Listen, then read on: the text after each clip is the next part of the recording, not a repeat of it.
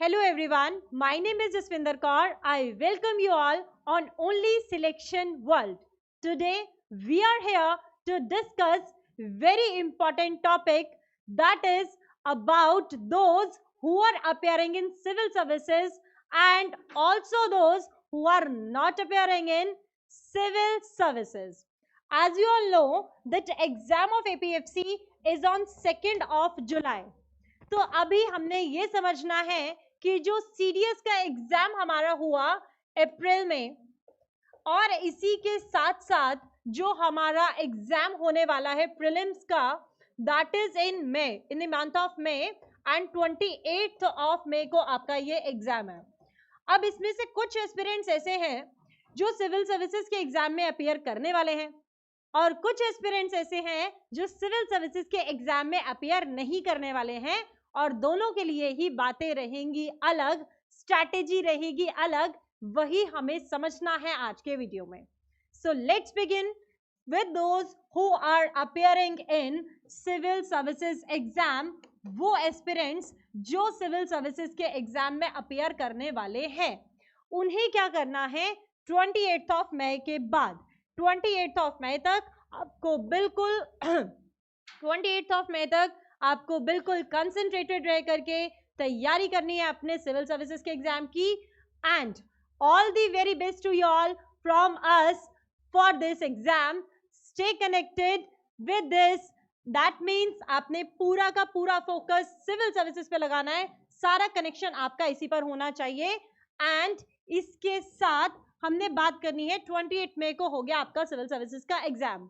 अब आप क्या करेंगे, क्योंकि आपने सिविल सर्विसेज का एग्जाम दिया है इसलिए आपके कोर सब्जेक्ट्स तो ऑलरेडी कवर हो चुके हैं, कोर सब्जेक्ट्स आप कवर कर चुके हैं, राइट। कोर सब्जेक्ट्स के बाद एपीएफसी के एग्जाम में आते हैं कुछ special objects, special subjects. That means ये जो स्पेशल सब्जेक्ट्स हैं अब आपके लिए जो मोटिव होगा वो होगा इन स्पेशल सब्जेक्ट्स को कवर करने का। मतलब एपीएफसी के एग्जाम के लिए ये जो स्पेशल सब्जेक्ट्स हैं इसके ऊपर आपने ध्यान देना स्टार्ट करना है after your civil services exam, ठीक है। अगर आप खुद से इसको प्रिपेयर कर सकते हैं वेल एंड गुड, नहीं कर सकते हैं तो your welcome on only selection world. Only selection world पर आपका स्वागत है, आ जाइए, हम करवा देंगे आपकी स्पेशल सब्जेक्ट्स की तैयारी क्योंकि ये ऑलरेडी ओनली सिलेक्शन वर्ल्ड पर कवर हो चुके हैं, राइट। इसके बाद उन एस्पिरेंट्स के बारे में बात करनी है जो सिविल सर्विसेज का एग्जाम नहीं दे रहे हैं और वो एपीएफसी की तैयारी कर रहे हैं। उनको तैयार करने हैं पहले स्पेशल सब्जेक्ट्स जो आपके कवर हो चुके हैं, बस आपने इसको अच्छे से अपने लेवल पर प्रिपेयर कर लेना है। एंड ओनली सिलेक्शन वर्ल्ड के सभी स्टूडेंट्स के स्पेशल सब्जेक्ट्स कवर हो चुके हैं।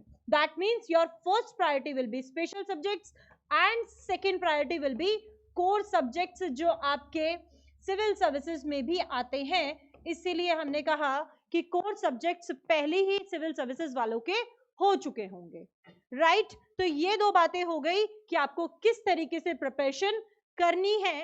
अब सिविल सर्विसेज के एग्जाम का क्या इम्पैक्ट पड़ेगा एपीएफसी ईओ एओ के एग्जाम पर, यह समझना है बहुत जरूरी।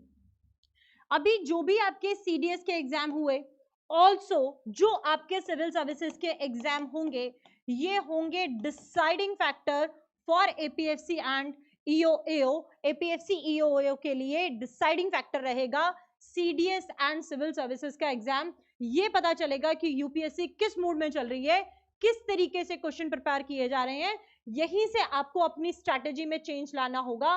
कौन से सब्जेक्ट्स की कोर स्ट्रैटेजी की कोर सब्जेक्ट्स की जो स्ट्रैटेजी है उसमें आपको चेंज लाना होगा इस एग्जाम के पैटर्न को देखते हुए, राइट। तो ये पैटर्न एक इंपॉर्टेंट रोल निभाएगा दोनों ही एस्पिरेंट्स के लिए, जो सिविल सर्विसेज दे रहे हैं उनके लिए भी, जो नहीं दे रहे हैं उनके लिए भी। एंड ये पैरामीटर डिसाइडिंग फैक्टर होगा एपीएफसी एंड ईओएओ के एग्जाम के लिए, जो बहुत ही डिमांडिंग एग्जाम है और इसकी वैकेंसी के लिए न जाने कितना इंतजार किया गया है, राइट। तो भाई ये है आपकी स्ट्रैटेजी, इसी के अकॉर्डिंग आपने सब कुछ तैयार करना है। सीडीएस एंड सिविल सर्विसेज के पेपर को आपने अपने लेवल पर जरूर एनालाइज करना है, यदि आप ओनली सिलेक्शन वर्ल्ड का पार्ट हैं तो भी, नहीं है तो भी। अगर आप लोग इसे करते हैं तो आपको पैटर्न का आइडिया मिल जाएगा। जो लोग पार्ट नहीं है उनको तो करना ही है, और जो पार्ट है उन्हें हम भी करवाएंगे और वो भी अपने लेवल पर इसे जरूर से एनालाइज करेंगे। Rest, stay connected to get selected at Only Selection World, because you know and everybody says that selection means only selection. Good luck. Bye bye. Thank you so much. See you all soon.